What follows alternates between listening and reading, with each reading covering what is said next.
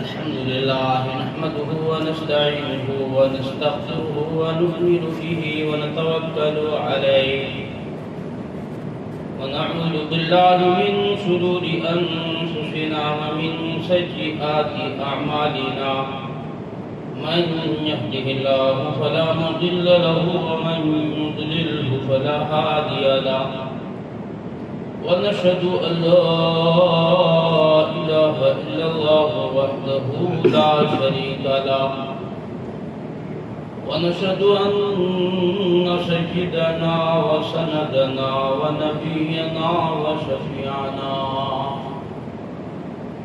وهادينا ومرشدنا ومأوانا وملجانا ومولانا محمدا عبده ورسوله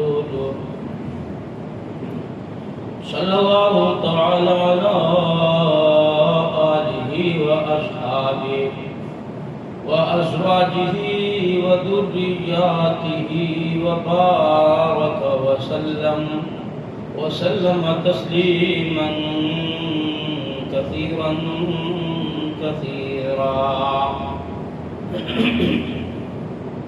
أما بعد فأعوذ بالله السميع العليم من الشيطان الرجيم بسم الله الرحمن الرحيم ولا تقولوا لمن يقتل في سبيل الله أموات بل أحياء ولكن لا تشعرون وقال الله تبارك وتعالى في موضع آخر ولا تحسبن الذين قتلوا في سبيل الله أمواتا بل أحياء عند ربهم يرزقون فرحين بما آتاهم الله من فضله ويستبشرون بالذين لم يلحقوا بهم من خلفهم ألا خوف عليهم ولا هم يحزنون صدق الله مولانا العلي العظيم وصدق رسوله النبي الكريم ونحن على ذلك لمن الشاهدين والشاكرين والحمد لله رب العالمين اللهم صل على سيدنا محمد وعلى آل سيدنا محمد وبارك وسلم اللهم صل على سيدنا محمد وعلى آل سيدنا محمد وبارك وسلم اللهم صل على سيدنا محمد وعلى آل سيدنا محمد وبارك وسلم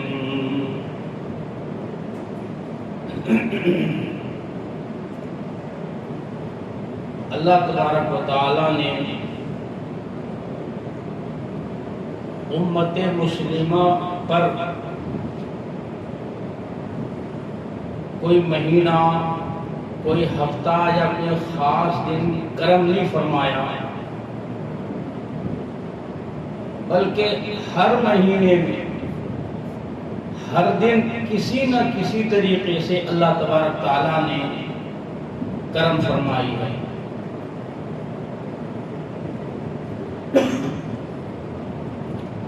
بے شمار اللہ تبارک تعالیٰ کے احسانات ہیں اس امت پر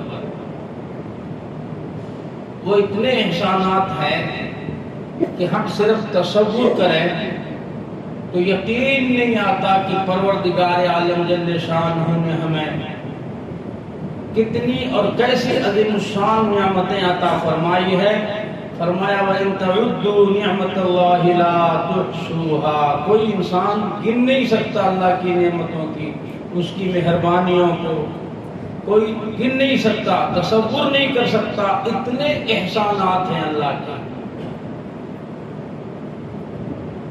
تو جو پروردگار عالم ہر دن ہر گھڑی ہر آن اپنے بندے پر مہربان ہو تو وہ بھلا کس طریقے سے محرم الحرام کے مہینے کو ہمارے لیے منحوس قرار دے گا کتنی بڑی بیوقوفی ہے کس قدر حماقت ہے اور کتنی جہالت ہے اس جملے میں، جس کی کوئی حیثیت نہیں ہے، کوئی حقیقت نہیں ہے کہ بھائی 11 مہینے اللہ کا کرم تھا، اللہ کی مہربانی تھی، اللہ کے فضل اور عنایات تھے، اب یہ محرم کے مہینے میں کسی اور کا ہے کہ اس مہینے کو اللہ نے منحوس قرار دے دیا، تو کوئی دوسرا خدا ہے کیا جو بگڑیاں بنائے گا، جو ہمارے کاروبار چلائے گا، جو ہمارے بیماروں کو شفا دے دے گا، اور اللہ نے اس مہینے میں ہمیں کیا چھوڑ دیا؟ استغفر اللہ ربی من کل ذنب واتوب الیہ، لا حول ولا قوۃ الا باللہ، ما شاء اللہ کان وما لم یشاء لم یکن۔ اللہ جو چاہتے ہیں صرف وہی ہوتا ہے، وما لم یشاء، جو اللہ نہیں چاہتے ہیں کبھی نہیں ہوتا۔ یہ عقیدے کی کمزوری ہے، یہ عقیدے کی گمراہی ہے، یہ راستے سے بھٹک جانے کے عقیدے ہیں، بد اعتقادی ہے۔ ہم قرآن و حدیث سے اعتقاد سیکھیں، قرآن سے آپ کے ایمان سیکھیں، دوسروں کی دیکھا دیکھی کانا پھوسی نہیں کرنا۔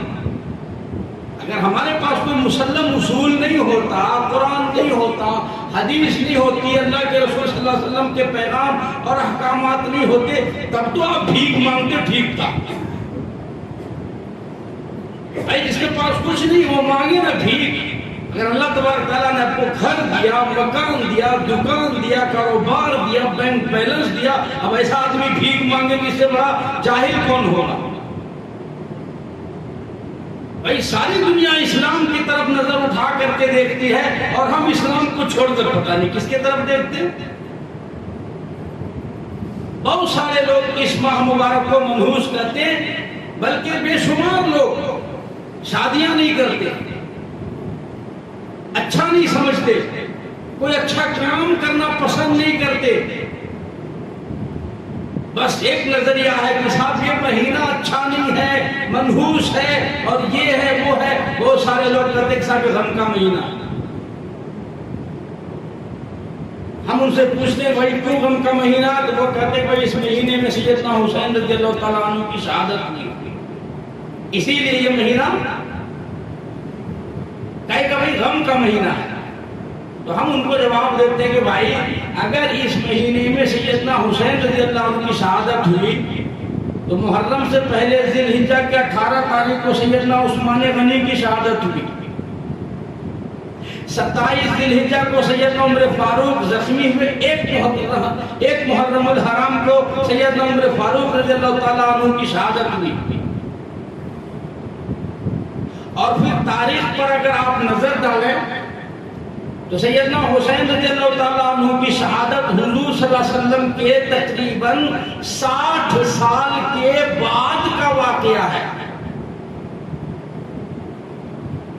یہ جو واقعہ ہے یہ حضور کے دنیا سے پردہ فرمانے کے تقریباً 60 سال کے بعد کا واقعہ ہے۔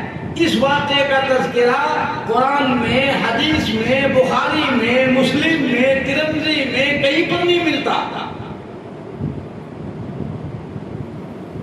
اور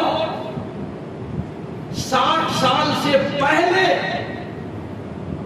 اور حضور کے زمانے میں حضور کے ہوتے ہوئے جو صحابہ کرام نے قربانیاں دی، شہادت حاصل کیا، تو آپ اندازہ لگاؤ کہ ان کا کتنا اونچا مقام ہوگا۔ حسین رضی اللہ تعالیٰ عنہ کی شہادت سے پہلے جن لوگوں نے شہادت دی اور جن صحابہ کرام سے یہ جذبہ سیکھا ہے سیدنا حسین رضی اللہ تعالیٰ عنہ نے، تو ان کا کتنا اونچا مقام ہوگا۔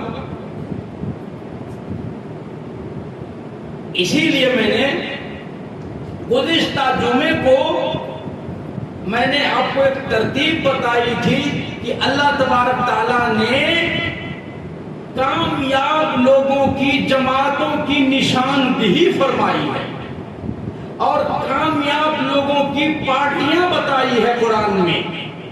انعام والے لوگوں کا اللہ تبارک تعالیٰ نے قرآن مجید میں نشاندہی فرمائی ہے اور بتایا تھا، اللہ نے کہا صراط الذین انعمت علیہم، اللہ ہمیں ان کے راستے پر چلائیے جس پر آپ کا انعام ہوا ہے، اکرام ہوا ہے، کامیاب لوگوں کی جماعت کے ساتھ، انعام یافتہ جماعتوں کے ساتھ ہمیں چلا دیجئے۔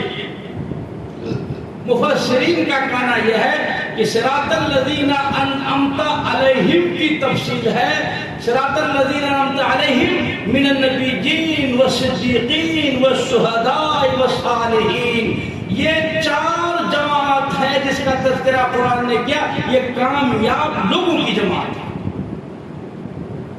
پہلی جماعت کا نام ہے من النبیین، نبیوں کی جماعت۔ تو میں گزشتہ جمعے کو بتایا تھا کہ نبوت کا دروازہ اللہ تبارک تعالیٰ نے بند کر دیا ہے، قیامت تک کوئی اور نبی پیدا نہیں ہو سکتا۔ یہ اہل سنت والجماعت کا جو ہے متفقہ فیصلہ ہے کہ حضور آخری نبی ہے۔ حضور صلی اللہ علیہ وسلم کے نبی ہونے پر یا آخری ہونے پر اگر کوئی بندہ شک اور شبہ بھی کرتا ہے تو وہ اسلام سے خارج ہو جائے گا۔ نبی کو نبی بھی ماننا ہے اور نبی کو آخری بھی ماننا، دونوں چیزیں ہونا ضروری ہے، صرف ایک سے کام نہیں چلے گا۔ ہمارے نبی بھی ہیں اور آخری نبی ہیں اور نبوت کو ختم کرنے والے ہیں۔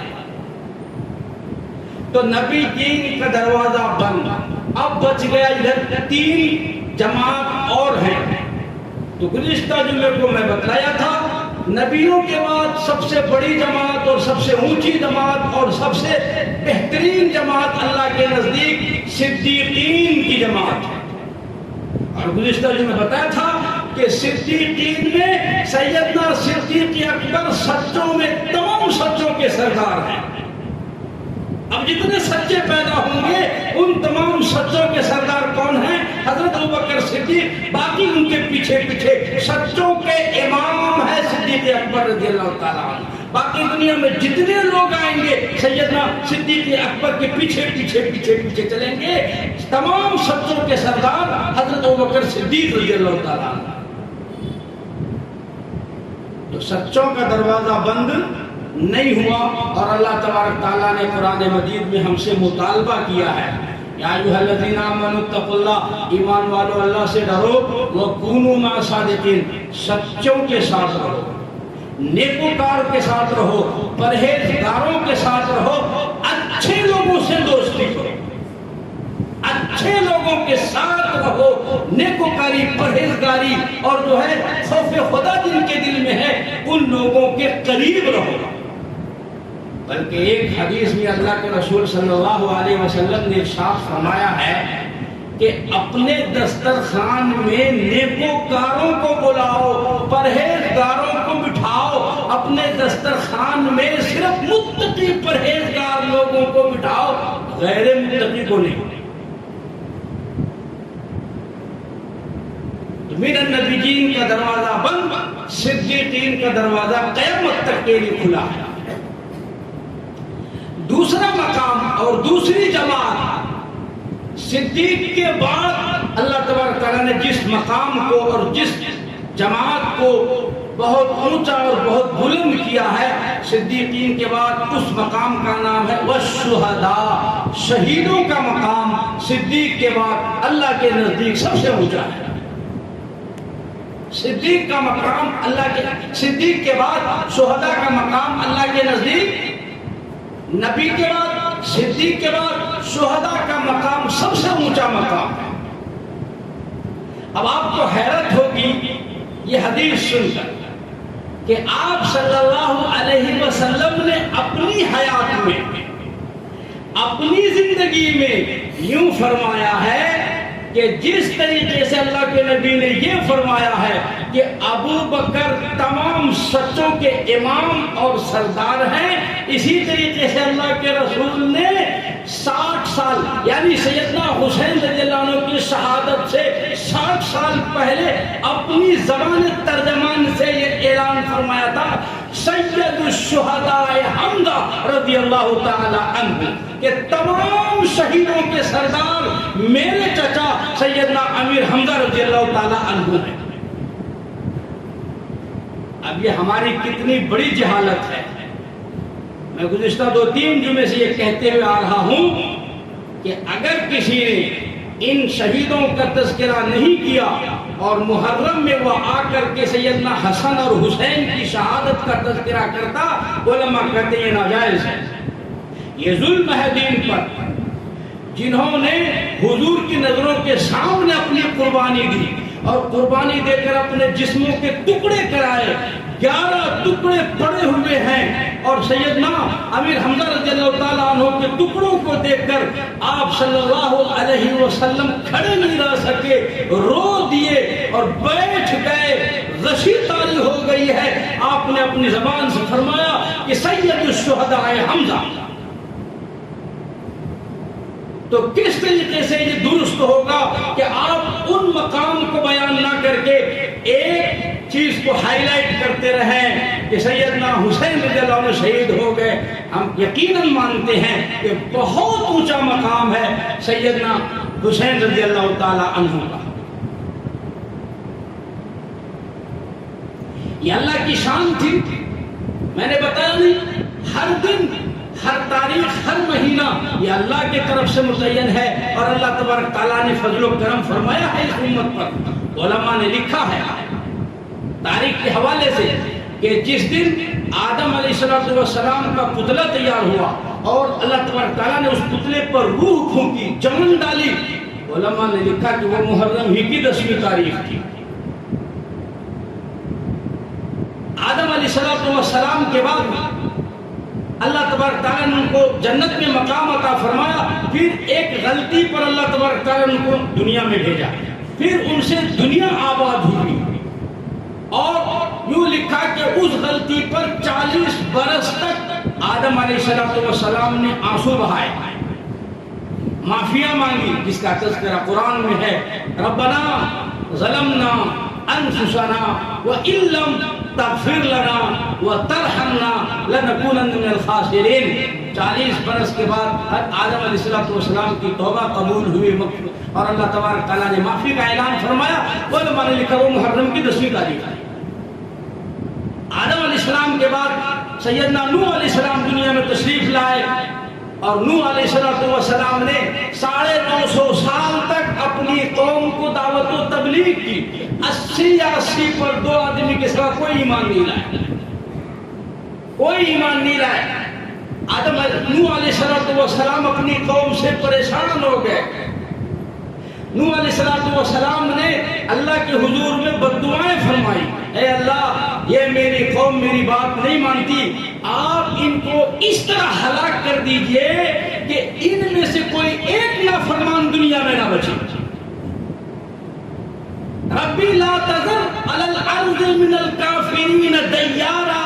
لا تذر، زمین پر کسی کو مت چھوڑیے، من الکافرین دیارا، نہ کسی کافر کو، نہ کسی کافر کے بچے کو، نہ کسی چھوٹے کو، نہ کسی بڑے کو، نہ کسی امیر کو، نہ کسی غریب کو. اس طرح سے پوری دنیا کو صاف کر دیجئے نافرمانوں سے.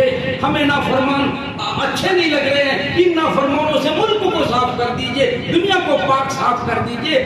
لا تذر علی الارض من الکافرین دیارا. چنانچہ تاریخ آپ سن چکے ہیں، پڑھے ہوئے ہیں، دیکھتے ہوں گے. سورہ نوح کی تفسیر آپ پڑھ کر کے دیکھیں کہ اللہ تبارک تعالیٰ نے جب اپنے عذاب کا فیصلہ فرمایا تو یوں لکھا کہ آسمان سے بھی موسلا دھار بارش ہونے لگ گئی.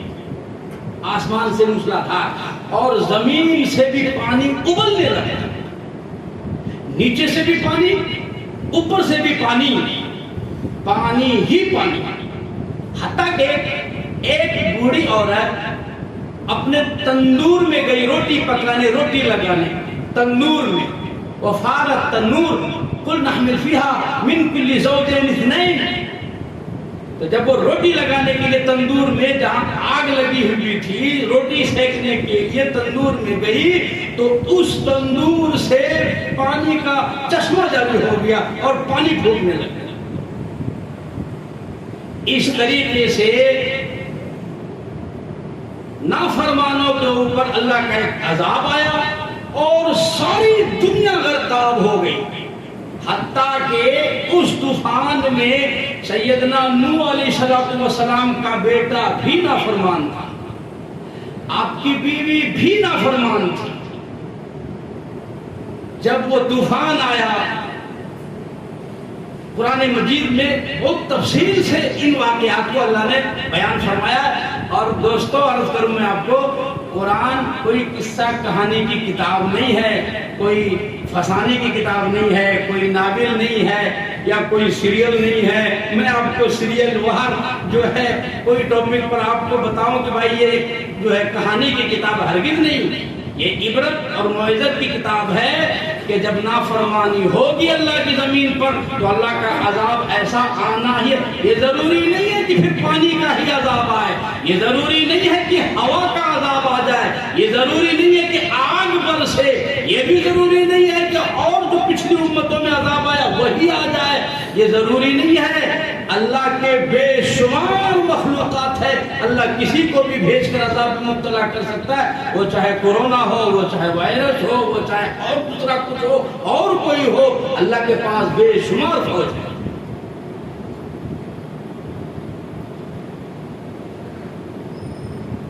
ساری قوم پانی میں ڈوب کر ہلاک ہو گئی، برباد ہو گئی۔ نوح علیہ السلام کا بیٹا پہاڑی پر چڑھنے لگا، باپ نے آواز دی، بیٹا آ جاؤ میری کشتی میں سوار ہو جاؤ، آج اس کشتی کے سوا دوسرا کوئی ماوا اور ملجا نہیں ہے جہاں پر کوئی بچ جائے۔ بیٹا کہنے لگا میں پہاڑ کی چوٹی پر چڑھ جاؤں گا، میں بچ جاؤں گا۔ باپ پیغمبر ہیں اور پیغمبر کے بیٹے ہیں، نافرمانی اللہ کی کس طریقے سے انسان کو ہلاک و برباد کرتا ہے، باپ کر رہا ہے اس کشتی کے سوا، اور آج پوری کائنات میں بچنے کی کوئی جگہ نہیں ہے، جس کو بھی بچنا ہے وہ اس کشتی میں آ جائے، اس میں سوار ہو جائے، اس کے سوا اللہ نے بچنے کی کوئی جگہ نہیں رکھی۔ بیٹا کہہ رہا ہے میں پہاڑ کی چوٹی پہ چڑھ جاؤں گا، اس سے بڑی نافرمانی ہو سکتی ہے؟ آج اگر اس امت کو کہا جاتا ہے کہ آ جاؤ حضرت محمد رسول اللہ صلی اللہ علیہ وسلم کی اس کشتی پر، دین کی کشتی پر، حضرت محمد صلی اللہ علیہ وسلم نے جو کشتی تیار کر کے دی ہے، دین حنیف اسلام کی کشتی، اس کشتی کے سوا اس روئے زمین پر کوئی اور دوسری کشتی نہیں ہے، کوئی اور طریقہ نہیں ہے۔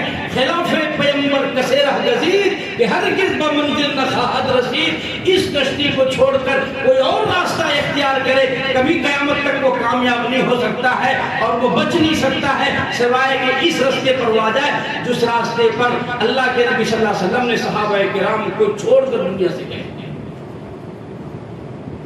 آج ہم پتہ نہیں کون کون سا راستہ اختیار کرتے ہیں۔ سیدنا نوح علیہ السلام نے اپنے لخت جگر کو آواز دی، وَهِيَ تَجْرِي بِهِمْ فِي مَوْجٍ كَالْجِبَالِ،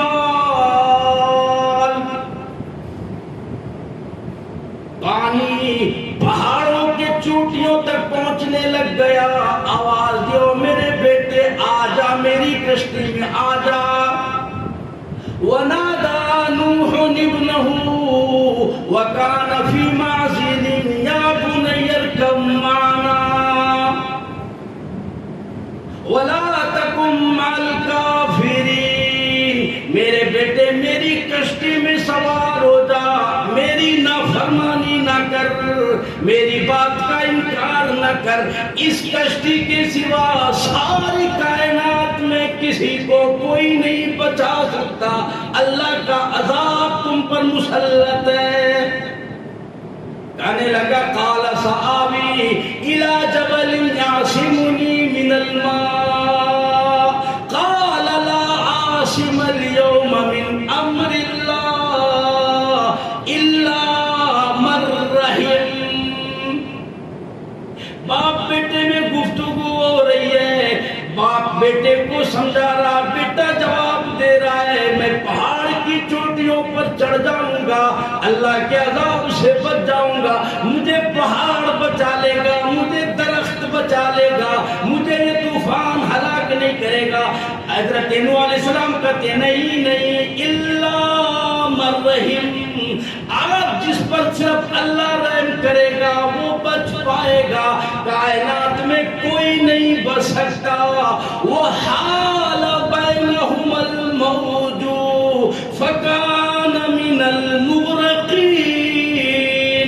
یہ گفتگو چل رہی تھی، یہ بحث چل رہا تھا، یہ مذاکرہ چل رہا تھا.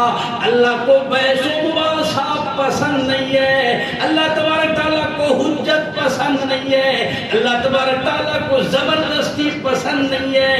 لا اکراہ فی الدین قد تبین الرشد من الغی. خدا کی قسم قرآن آ گیا، دلیل آ گئی، اللہ کا پیغام آ گیا. شرط تسلیم خم کر دو، حجت نہیں کرنا، بحث نہیں کرنا. وہ کہنے لگا نہیں میں اوپر کی چوٹی پہ چڑھ جاؤں گا، مجھے یوں بچا لے گا، وہ بچا لے گا. اللہ پاک کا غضب جوش میں آیا. میرے پیغمبر کی بات نہیں سنتا، باپ کی بات نہیں سنتا، بڑوں کی بات یہ نہیں سنتا. وہ حال بینہم الموج فکان من المغرقین. ایک زوردار لہر اٹھا اور نوح علیہ السلام کے سامنے اس کا بیٹا ڈوب کر ہلاک و برباد ہو گیا. سچا باپ ہے اور باپ پیغمبر ہے، باپ نبی ہے، رسول ہے، سچا بیٹا ہے، خون کا بھی رشتہ ہے، اسلام کا بھی رشتہ ہے. لیکن نافرمانی ہوتی ہے. نافرمانی ہونے پر کسی سے کوئی رشتہ نہیں ہوتا ہے. نافرمانی ہونے پر بندے کا رشتہ اللہ سے نہیں رہتا. نافرمانی پر پیغمبر کا رشتہ امتی سے نہیں رہتا. اگر باپ کا بیٹے سے رشتہ ختم ہو جائے، پیغمبر کا نبی سے رشتہ اگر بیٹے کا ختم ہو جائے تو اس کو دنیا میں کون بچا سکتا ہے؟ سیدنا نوح علیہ السلام کے سامنے بیٹا ہلاک ہو گیا. آپ نے دعا فرمائی، ہاتھ اٹھایا اور کہنا شروع کر دیا، او میرے پروردگار، او میرے پالنہار، آپ نے مجھ سے وعدہ کیا تھا. قال یا نوح انہ لیس من اہلک. او میرے پروردگار، آپ نے مجھ سے کہا تھا تمہاری آل اولاد، تمہارے بیوی بال بچے کو میں بچا لوں گا. میرے پروردگار، میرے سامنے میرا بیٹا ہلاک ہو گیا.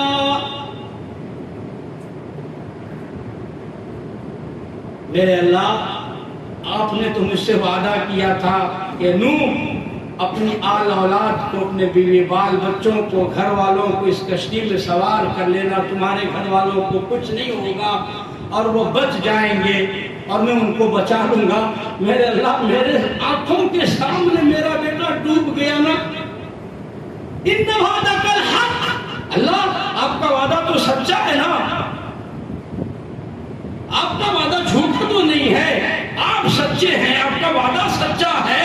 ہمیں پورا یقین ہے، میں آپ کا پیغمبر ہوں، نبی ہوں، اور یہ میرا بیٹا ہے، میری اولاد ہے، میری بیوی کے پیٹ سے پیدا ہوا ہے. آپ کا وعدہ سچا.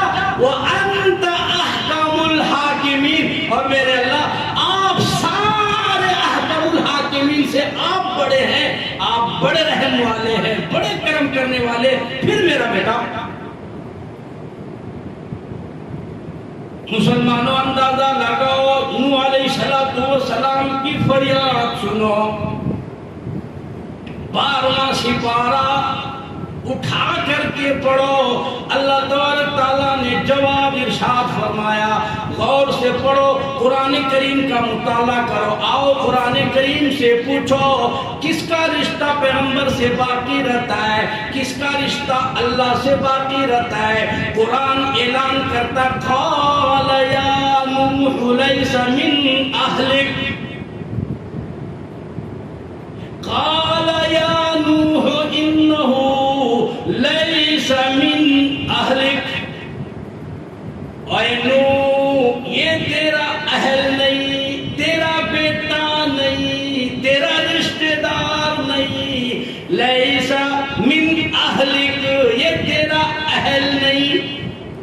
اب نوح علیہ السلام پریشان ہے، میرے اللہ میرا بیٹا ہے، میں نے اس کو کھلایا، میں نے اس کو پلایا، میں نے پرورش کی، میری بیوی کے پیٹ سے پیدا ہوا، آپ کہہ رہے ہیں یہ آپ کا بیٹا نہیں ہے؟ کیوں میرا بیٹا نہیں ہے؟ توجہ کرو مسلمانوں، آج ہمارے کو یہ بات بہت کھٹکے گی۔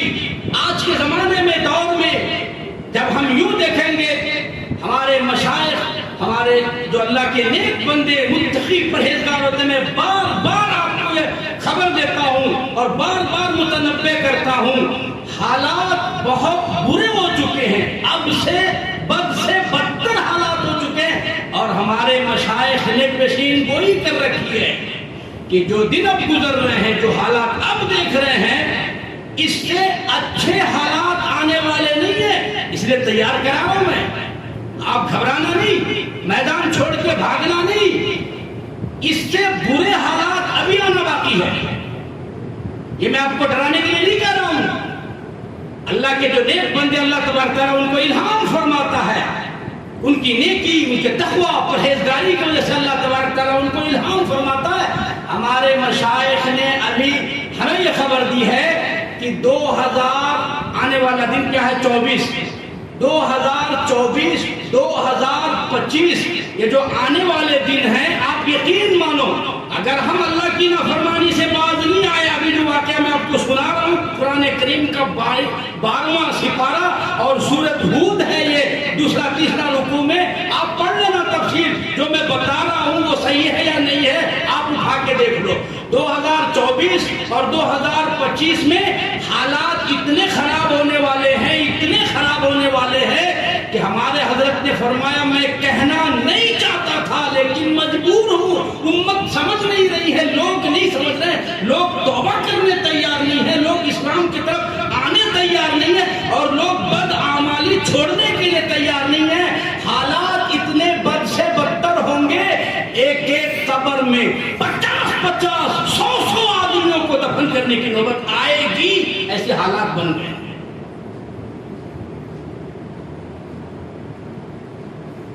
یہ ڈرانے دھمکانے کے لیے نہیں کہا جا رہا ہے، آپ کو بزدل بنانے کے لیے نہیں کہا جا رہا ہے، وجہ ہے قرآن نے اس کا تذکرہ 1400 سال پہلے کیا۔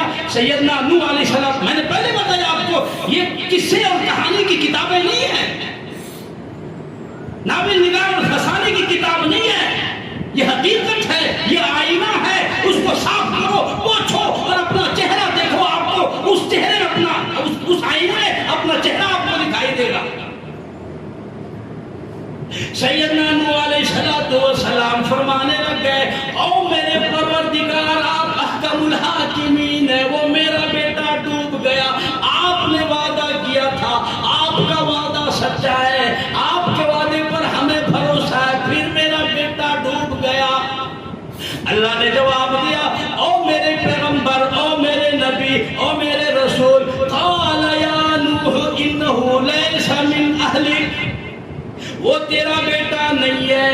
کہنے لگا، او میرے اللہ، او میرے پروردگار، میری بیوی کے پیٹ سے پیدا ہوا، میری بیوی کے چھاتی سے اس نے دودھ پیا، میری گود میں پرورش پایا، میرے گھر میں وہ کھیل کود کر بڑا ہوا، پھر وہ میرا بیٹا کیوں نہیں ہے؟ اللہ کا جواب سنو، انہو لیس من اہلک انہو عمل غیر صالح۔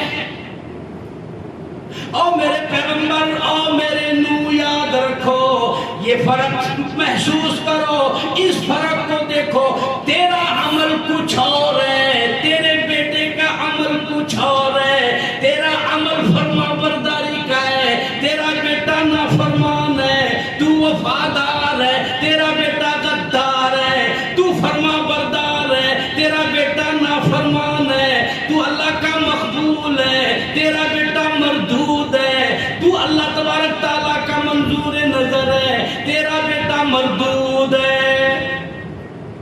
انہو من عمل غیر صالح، اس کا عمل صالح نہیں، نیک عمل نہیں، اچھا عمل نہیں ہے، یہ گھٹیا عمل کرتا ہے، یہ نمازیں چھوڑتا ہے، یہ جھوٹ بولتا ہے، یہ داڑھی منڈاتا ہے، یہ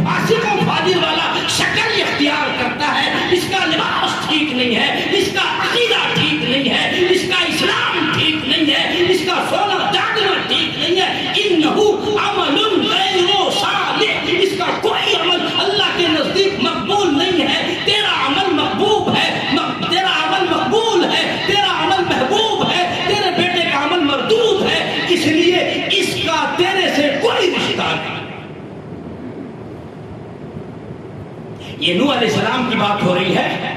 قرآن نے صرف نوح علیہ السلام کے بیٹے کا تذکرہ کیا. کیا اس میں ہمارا تذکرہ نہیں ہے؟ کیا ہمارا رشتہ اللہ کے نبی سے ہے؟ کیا ہمارا رشتہ اللہ سے ہے؟ اگر ہمارے اندر بھی وہی بدعملی ہے، اگر ہماری زندگی میں وہی بے نمازی ہے، ہماری زندگی میں جھوٹ ہے، ہماری زندگی میں زنا ہے، ہماری زندگی میں بدنگاہی ہے، ہماری زندگی میں شراب ہے، جوا ہے، حرام خوری ہے، رشوت خوری ہے اور بدنگاہی بدعملی ہے، تو کیا ہمارا رشتہ اللہ اور اس کے رسول سے ہے؟ نوح علیہ السلام کے بیٹے کا رشتہ باپ سے نہیں تو اس امت کا رشتہ نبی سے ہے. فتویٰ میں نہیں دے سکتا، میں بہت مجبور ہوں، میں امام ہوں، میں مفتی تو نہیں ہوں کہ میں آپ کو فتویٰ دے دوں کہ بھائی اس کا رشتہ ختم ہو گیا نبی سے. اسی لیے جب نبی سے کوئی رشتہ نہیں ہے تو وہ کٹے مرے دفن ہو جائے، کون پوچھنے والا ہے؟ کون پوچھتا ہے جا کر کے؟ یہ اتنے سارے حادثات ہو رہے ہیں، اپنی آنکھوں سے ہم کو دکھائی نہیں دے رہا. مسلمانوں، ہوش کے ناخون لو، ہوش کے ناخون لو. اللہ اور اس کے رسول کو مضبوطی سے ان دنوں میں تھامو. اس خدا کی قسم، کائنات میں اس پروردگار کے سوا دوسرا تمہارا کوئی آسرا نہیں ہے. جب تک اس کشتی میں، جیسے نوح علیہ السلام نے کہا میری کشتی کے سوا نجات کا کوئی اور ذریعہ اور کشتی نہیں ہے، اسی طریقے سے حضرت محمد رسول اللہ صلی اللہ علیہ وسلم کی شریعت کے سوا آپ کے پاس دوسرا کوئی آپشن نہیں ہے. اگر ہے تو آپ ہمیں بھلا کر کے تو الحمدللہ ہم قبول. فلا تسألنی ما لیس لک بہ علم. اے نوح، دوبارہ اپنے بیٹے کے بارے میں مجھ سے سوال نہیں کرنا. انہو عمل غیر صالح. تیرے بیٹے کے اندر نیکی، تقوی، پرہیزگاری نہیں، ایمان نہیں، اعمال نہیں، اخلاق نہیں. فلا تسألنی ما لیس لک بہ علم. او میرے پیغمبر، او میرے رسول، دوبارہ اپنے اہل و عیال کے بارے میں مجھ سے سوال نہیں کرنا.